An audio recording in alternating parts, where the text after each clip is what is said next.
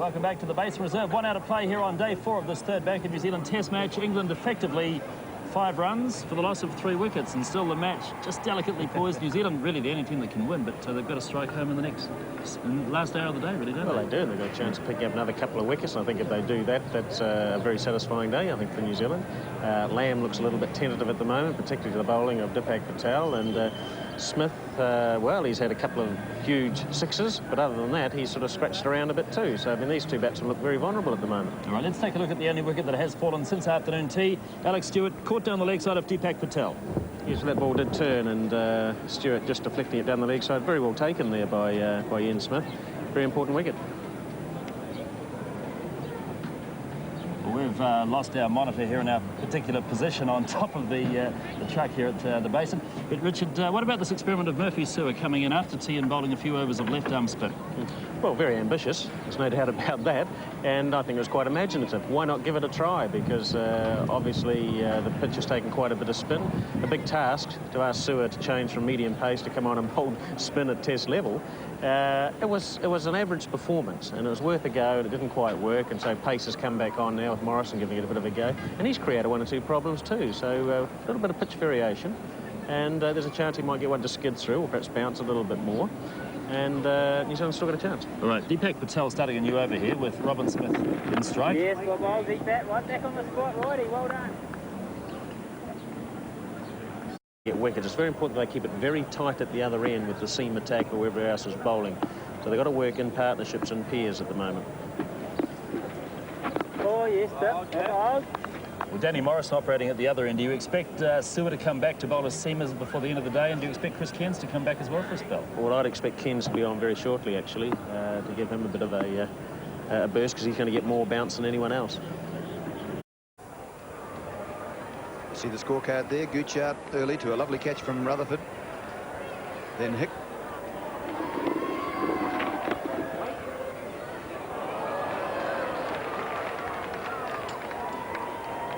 Hick was out in Sewer's first over. And the third wicket to fall was Stewart, who was caught by from Patel. Interesting to see the field change here. We've got Cairns going out to deep mid-on for Smith. So Lamb heading beautifully through extra cover. They won't get all the way. The speedster right will get it before there.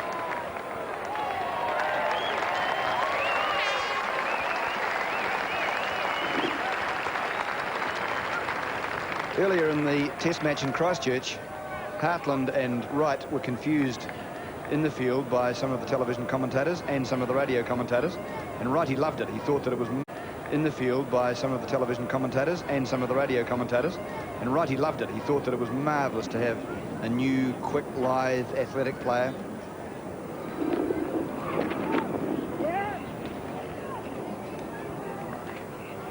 Confused with him, but now that situation doesn't occur, and I think it's probably because Yesterday and running for Jonesy and also taking the runs that he hit, and now in the field the ball is following around a little bit, but he seems as sprightly as ever.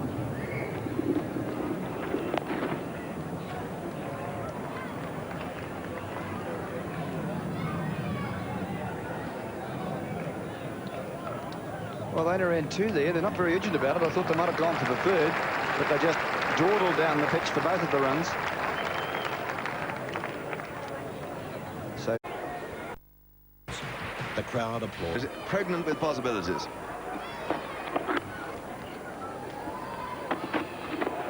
But it's held together pretty well, considering on the first. But it is also turning extremely slowly. It's not an unfamiliar pose for Wes. He's a keen rugby, racing and cricket man, follows the Paniki club here and follows the horses. And actually, the groundsman here won Lotto, Henry. Did you know? About 18 months ago, I think it was about Tuesday, before they realised, that someone came in and said, "Have you seen the Lotto results?" I said, "Oh, no, we never win the thing, like everybody else." They went through the whole thing and bingo, they won it. Oh, splendid. They raced down on their roller to pick up the cheque. I've never won. illness ended John Reid's All Black hopes, and a batting slump nearly ended his Test cricket career.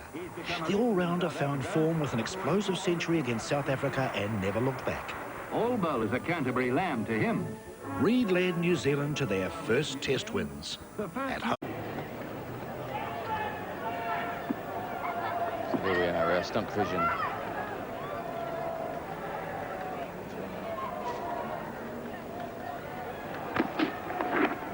Oh, that was another nasty delivery. That's one like the one that got Gooch. And there's no third man, and Martin Crowe doesn't make it. But that was a good delivery, Henry. Yes, it was. And he has got the ability. He's a great tough lad, Chris Cairns. He gets the ball up from not so very far short of a length, doesn't it? And it rises sharply and surprises the batsman.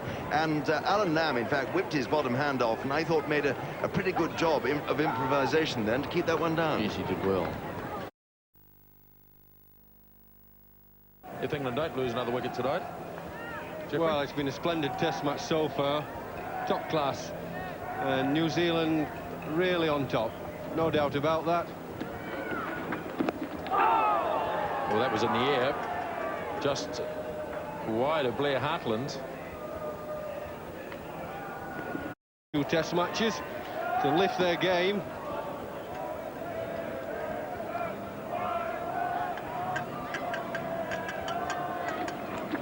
Good balls to bat. Let's go back to that previous delivery now and see how close it was to Blair Hartland. Yes, with Dipak changing ends, it went quickly. He just wasn't down, he was stood up. Blair Hartland stood up a bit. They're very difficult, those catches, though. They go quickly.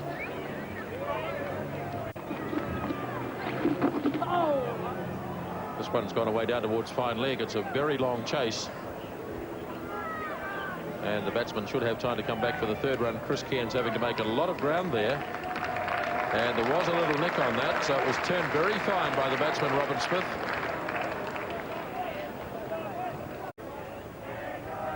You see, Martin Crowe's just got one slip. He's got the gully, where Rutherford caught Graham Gooch up, but he got another in between for these short balls that he's trying to get up into the chest of Robin Smith. Well, that's a beautiful shot. Lovely timing from Smith. Away through mid-wicket for 4.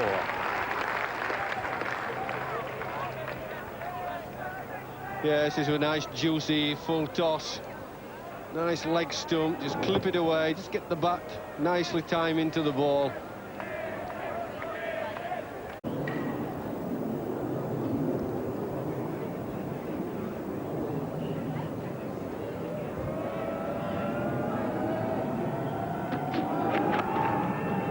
Good shot off the back foot. Jones has a long chase.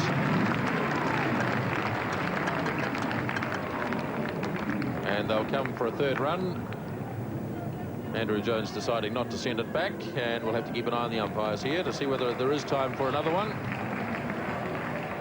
Alan Lamb's already decided he's off.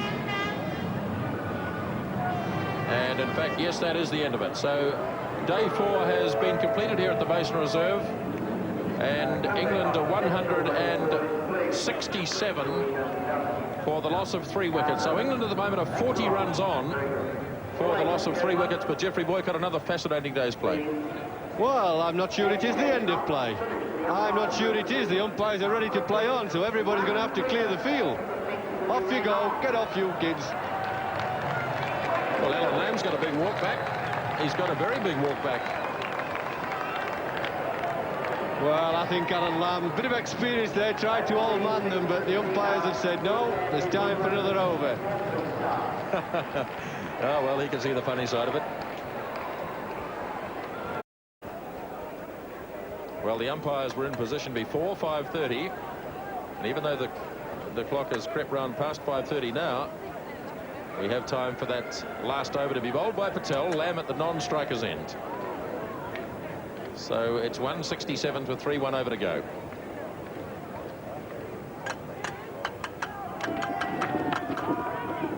Yes, I was just about to say, with all that kerfuffle going on, children running on the field, Alan Lamb walking off, and everybody not knowing what's happening, very important that Robin Smith, who's fought very hard, keeps his concentration.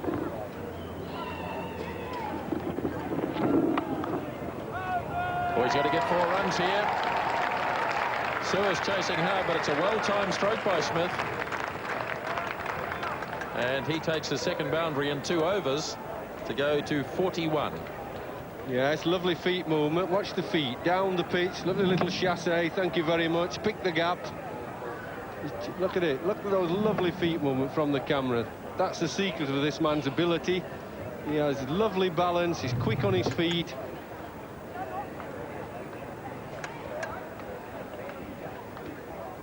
Andrew Jones just strolling across there to a very short mid-on. You can see him there bending.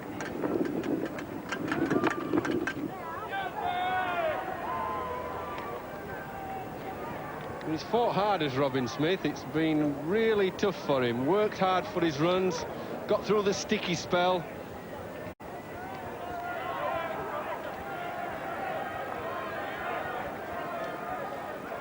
Last ball on day 4 of this Bank of New Zealand Test match. Patel bowling it to Robin Smith, and that indeed is Stumps now. On the 4th day, the players head for the pavilion, and England will take a lead of 44 runs into the final day of this Test match. They have 7 second innings wickets in hand, and it has once again been a fascinating day's play. Some good batting by New Zealand earlier today, and then England having to fight very, very hard in the early stages of their innings, losing Gooch, Hick and Stewart, but Smith and Lamb will resume on the 5th day with England.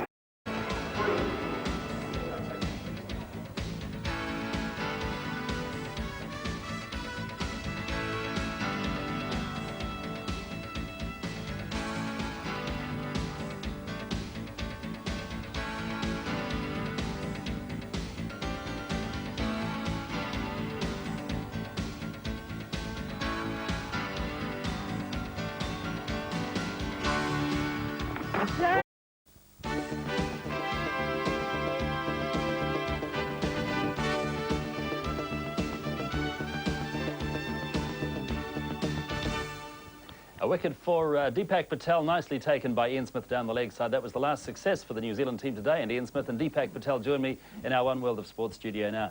Firstly, Ian, how do you assess the situation now? Are New Zealand reasonably happy with the position you're in? Well, we could be happier if we'd have picked up another 1 or 2 wickets tonight.